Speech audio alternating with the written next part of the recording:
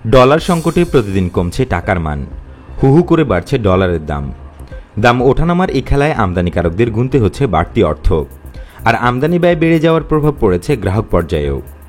অন্যদিকে চিকিৎসাসহ বিভিন্ন কাজে বিদেশে গমনেচ্ছুরা পড়েছেন নানা ভোগান্তিতে। পরিস্থিতি উত্তরণে ডলারের দাম নিয়ন্ত্রণে রাখার চেষ্টা করছে। এজন্য বাংলাদেশ ব্যাংক বাজারে প্রচুর পরিমাণে ডলার ছাড়তে শুরু করেছে। গত বছরে উল্টো পরিস্থিতি ছিল, সেই সময় বাংলাদেশ ব্যাংক বাজার থেকে ডলার কিনে নিয়েছিল। মূলত করোনার পর আমদানি রপ্তানি বাণিজ্য উন্মুক্ত হয়েছে। একই সঙ্গে চিকিৎসা, ভ্রমণ ও পড়াশোনার জন্য বিদেশ যাওয়ার ক্ষেত্রে নিষেধাজ্ঞা তুলে দেওয়ায় অনেকেই এখন বিদেশ যাচ্ছেন। এই কারণে নগদ ডলারের চাহিদা অনেক বেড়েছে। চাহিদা বাড়ার কারণে দামও বেড়েছে। একই সঙ্গে টাকার তুলনায় অন্যান্য দেশের মুদ্রার মানও বাড়ছে। ডলারের দাম আরও বাড়তে পারে এমন আশায় অনেকে ডলার আটকে রেখেছেন বলে সংশ্লিষ্টরা আশঙ্কা করছেন। এতে সমস্যা আরও বাড়ছে। গত কয়েকদিনে খোলা বাজারে ডলারের দাম আকাশ ছোঁয়া। বর্তমানে $1 কিনতে ব্যয় করতে হয় 93 টাকার বেশি। অবশ্য আন্তঃব্যাংক মুদ্রা বাজারে ডলারের দাম কিছুটা কম, তবে ব্যাংকে চাহিদা মতো ডলার পাওয়া যাচ্ছে না বলে অভিযোগ আছে। বাংলাদেশ ব্যাংকের সর্বশেষ পরিসংখ্যানে দেখা গেছে আন্তঃব্যাংক মুদ্রা বাজারেও প্রতিনিয়ত ডলারের দাম বাড়ছে।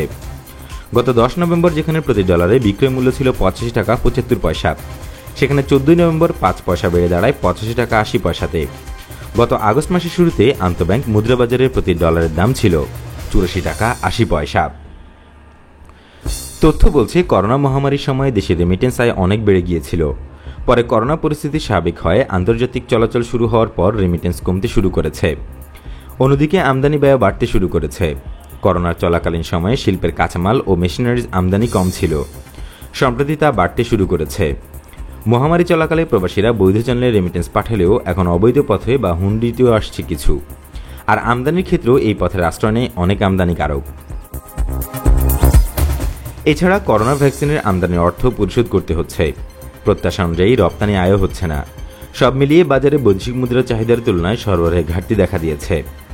এইসব কারণে করোনা মহামারী পরবর্তীতে ডলার সংকট প্রকট আকার ধারণ করেছে। অবশ্য ডলারের দাম বেড়ে যাওয়ায় যারা রেমিটেন্স পাঠাচ্ছেন তাদের জন্য সুবিধাজনক হচ্ছে। একইভাবে ডলারের দাম বাড়ায় সুবিধা পাচ্ছেন রপ্তানিকারকরা। ডলারের চাহিদা ও দাম বেড়ে যাওয়া বিষয়ে বাংলাদেশ ব্যাংকের নির্বাহী পরিচালক বলছেন, করোনা পরিস্থিতি নিয়ন্ত্রণে থাকায় দেশে মূলধনী যন্ত্রপাতি ও পণ্য আমদানি বেড়েছে। এইসব পণ্যের দায় পরিশোধ করতে সঙ্গত কারণেই ডলারের চাহিদা বাড়ছে। আর এই বাড়তি চাহিদার কারণে দামও কিছুটা বেড়েছে। বাজার স্থিতিশীল রাখতে প্রয়োজনের আলোকে বাংলাদেশ ব্যাংক ডলার বিক্রি করেছে বলে জানান তিনি বলেন, বাংলাদেশ ব্যাংকের কাছে পর্যাপ্ত বৈদেশিক মুদ্রা মজুদ রয়েছে, ফলে দাম বাড়লেও দুশ্চিন্তার কিছু নেই।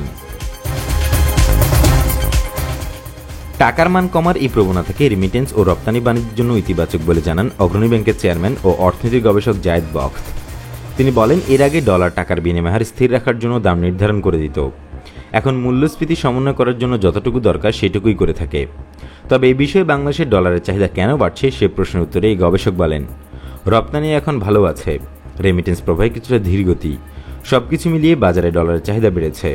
তবে এতে উদ্বেগের কোনো কারণ নেই বলে মনে করেন তিনি। বাংলাদেশ ব্যাংকের তথ্য মতে বাজারে ডলারের চাহিদা তৈরি হওয়ায় কেন্দ্রীয় ব্যাংক ডলার বিক্রি করেছে। গত কয়েক মাসে প্রচুর পরিমাণ ডলার বিক্রি করেছে বাংলাদেশ ব্যাংক। 1 বিলিয়ন বা 100 কোটি ডলার ছাড়িয়েছে বেশ আগেই। গত আগস্ট মাসের আগে উল্টো চিত্র ছিল। চলতি 21-22 অর্থ বছরের প্রথম মাস জুলাইয়েও ব্যাংকগুলো থেকে 20 কোটি 50 লাখ ডলার কিনে নেয় বাংলাদেশ ব্যাংক। আর 20-21 অর্থ বছরে সব মিলিয়ে প্রায় 8 বিলিয়ন ডলার কিনেছিল কেন্দ্রীয় ব্যাংক। এর আগে 2013-14 অর্থ বছরে 5.15 বিলিয়ন ডলার কিনেছিল সংস্থাটি।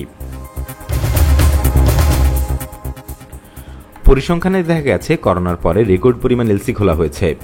কেন্দ্রীয় ব্যাংকের তথ্য বলছে, করোনা মহামারীর শুরুর দিকে প্রবাসী আয়ের চাঙ্গা ভাব। চলতি বছরের জুন থেকে নিম্নমুখী প্রবণতা দেখা যাচ্ছে।